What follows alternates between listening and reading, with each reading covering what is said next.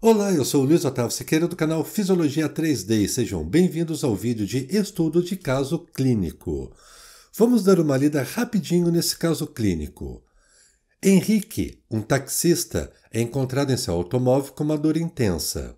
Ele apresenta um ferimento pontiforme no hemitórax esquerdo, onde foi esfaqueado por um assaltante. E os paramédicos determinam corretamente que seu pulmão colapsou. No hospital é realizada uma gasometria e observa-se que o paciente apresenta uma PCO2 arterial elevada e um pH de 7,15. Ele é submetido a uma cirurgia e, durante sua recuperação, fuma vários cigarros, apesar dos conselhos médicos. Quando uma nova gasometria é realizada, a PCO2 e o pH apresentam-se normais, mas constata-se uma saturação de carboxihemoglobina de 18%. Novas provas de função pulmonar são realizadas e revelam uma capacidade vital discretamente inferior à normal e um VEF1 significativamente inferior ao normal. Qual era a condição apresentada por Henrique quando ele foi conduzido ao hospital? Qual era a causa dos resultados da gasometria inicial e de seu posterior nível de carboxihemoglobina? Além disso, o que as provas de função pulmonar sugerem sobre a saúde de Henrique? Vamos ver agora quais são os principais achados desse caso clínico. Nós vimos então que um paciente foi encontrado no táxi com dor intensa. Isso porque ocorreu um ferimento pontiforme no hemitórax esquerdo. Isso gerou um colapso pulmonar. A gasometria indicou uma alta PCO2 e um pH de 7,15. E este paciente foi submetido a uma cirurgia. Além disso, o paciente relata fumar vários cigarros por dia.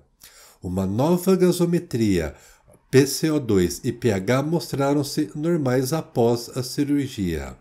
Porém, a saturação de carboxihemoglobina está em 18%. A capacidade vital discretamente inferior ao normal e o exame de VEF1 significativamente inferior ao normal. Esses foram os principais achados do nosso caso clínico. Vamos relembrar a respeito da anatomia dos pulmões.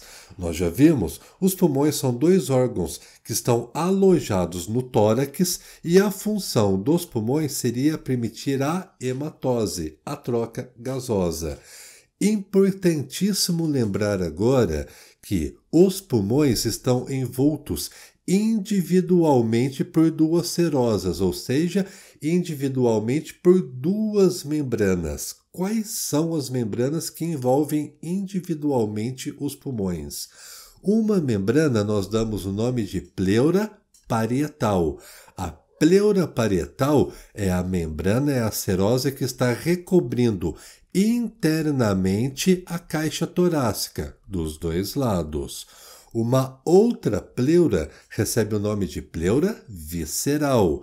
Essa pleura visceral recobre externamente os pulmões. Perceba que os pulmões estão alojados individualmente, é importante saber disso. Individualmente, graças à pleura parietal e à pleura visceral. O que vai acontecer? Cada um dos pulmões, conforme nós podemos ver nesse esquema, está alojado e fechado hermeticamente. Veja o que acontece agora, pessoal. O nosso paciente em questão, ele passou por um assalto e durante esse assalto o paciente foi esfaqueado. Então o que está acontecendo? Quando o paciente foi esfaqueado, vocês concordam comigo que houve várias lesões. Uma lesão na pele, outra lesão entre a musculatura, mas uma outra lesão que perfurou pleura parietal, pleura visceral e atingiu os pulmões. O que eu quero dizer com isso? Se vocês lembrarem, A pressão atmosférica é em torno de 760 milímetros de mercúrio ao nível do mar. Falamos também que a pressão intrapleural, ou seja, a pressão entre a pleura parietal e a pleura visceral, é ligeiramente inferior em relação à pressão atmosférica. Considerando ao nível do mar, a pressão intrapleural é em torno de 756 milímetros de mercúrio. Veja que é um pouquinho inferior. O que está acontecendo agora, pessoal? Com o ferimento, com a facada que esse paciente passou, vai acontecer que a pressão atmosférica vai igualar em relação à pressão intrapleural. Pressão é uma força. O que acontece com essa facada? Entrou ar na cavidade torácica. Essa entrada de ar recebe o nome de pneumotórax. O pneumotórax vai levar a um quadro que vai colapsar, que vai fechar o pulmão. Mas perceba, conforme nós já sabemos, a pleura parietal e a pleura visceral estão empacotando individualmente cada um dos nossos pulmões. No caso do paciente, do Henrique, do taxista, o que aconteceu? Houve um ferimento no hemitórax do lado esquerdo. Isso vai fazer com que o pulmão apenas no lado esquerdo seja colapsado. Lembrando, por que isso está acontecendo? Porque os pulmões estão envoltos e fechados individualmente, hermeticamente, por duas serosas. Apenas o pulmão do lado esquerdo colapsou. O que eu quero dizer com isso e qual vai ser o resultado para o paciente?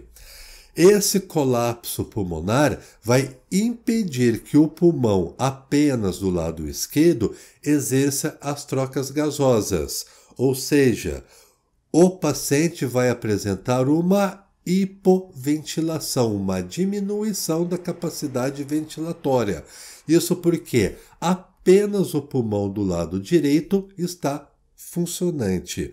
O pulmão do lado esquerdo parou de funcionar graças ao pneumotórax.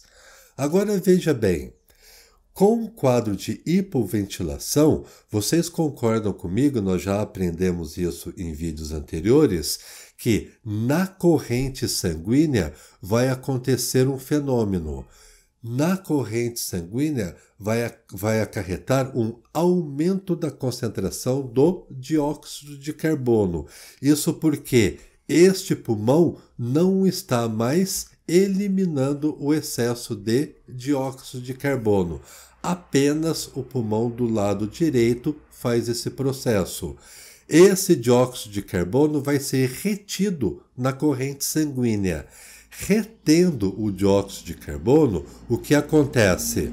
Mais dióxido de carbono vai combinar com a água e, na presença da enzima anidrase carbônica presente nas hemácias, vai ocorrer uma catálise, uma aceleração da reação química entre dióxido de carbono e água e vai formar o ácido carbônico.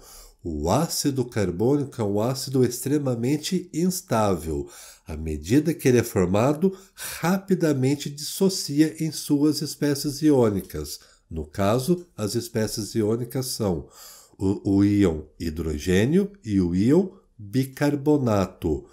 O excesso agora de hidrogênio vai fazer com que ocorra a diminuição do pH. Lembra que nós relatamos no caso clínico, o pH do Henrique está em torno de 7,15. Por que diminuiu o pH? Lembrando que o pH fisiológico do sangue é em torno de 7,35 a 7,4. Graças ao aumento de íons hidrogênio. Esse aumento de íons hidrogênio veio em primeira análise por causa do excesso de dióxido de carbono.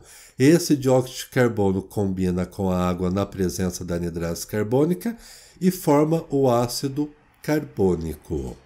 Então, o primeiro resultado que nós já podemos entender é que a diminuição do pH do paciente ocorreu, pois, após o pneumotórax, este paciente foi incapaz de liberar todo o dióxido de carbono, que fisiologicamente ele eliminaria. Isso acarretou um aumento do dióxido de carbono na corrente sanguínea, consequentemente diminuição do pH. Vimos também que a carboxiemoglobina está aumentada nesse paciente. A saturação de carboxiemoglobina está em torno de 18%. Esse é um valor extremamente alto. Quais são os fatores que podem levar ao aumento da carboxiemoglobina? Um fator relatado pelo paciente seria o tabagismo. O Henrique disse que fuma. O fumo tem uma quantidade muito grande de dióxido de carbono. Na fumaça do cigarro encontra-se uma grande quantidade de CO2, dióxido de carbono, e também de monóxido de carbono, CO. Isso vai acarretar no aumento da carboxiemoglobina e também da carbaminohemoglobina, conforme nós já vimos. Um outro fator seria a poluição atmosférica, lembra? O paciente, ele é um taxista, provavelmente ele dirige muito tempo em áreas amplamente poluídas por outros gases que são emanados tanto da indústria quanto do comércio e também de outros veículos. E ambientes poluídos vão encontrar, da mesma maneira que no tabagismo, uma grande concentração de dióxido e também de monóxido de carbono.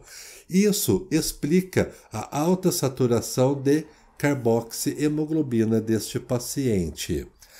O excesso de carboxiemoglobina vai reduzir o transporte do gás oxigênio, prejudicando dessa maneira o transporte desse gás e a função cardiovascular, além da função respiratória.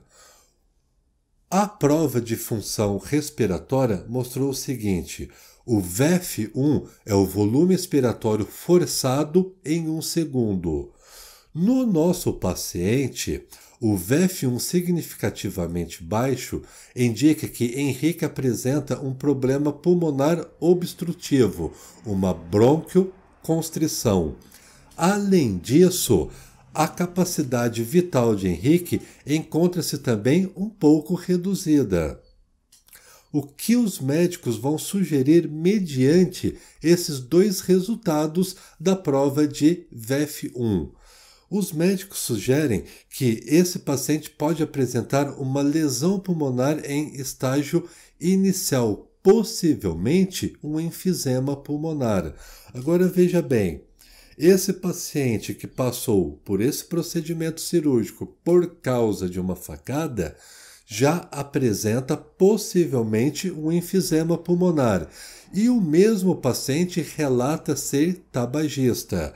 Obviamente, o conselho médico seria que este paciente parasse imediatamente de fumar graças aos problemas pulmonares que ele já desenvolveu e também agravado por causa da facada.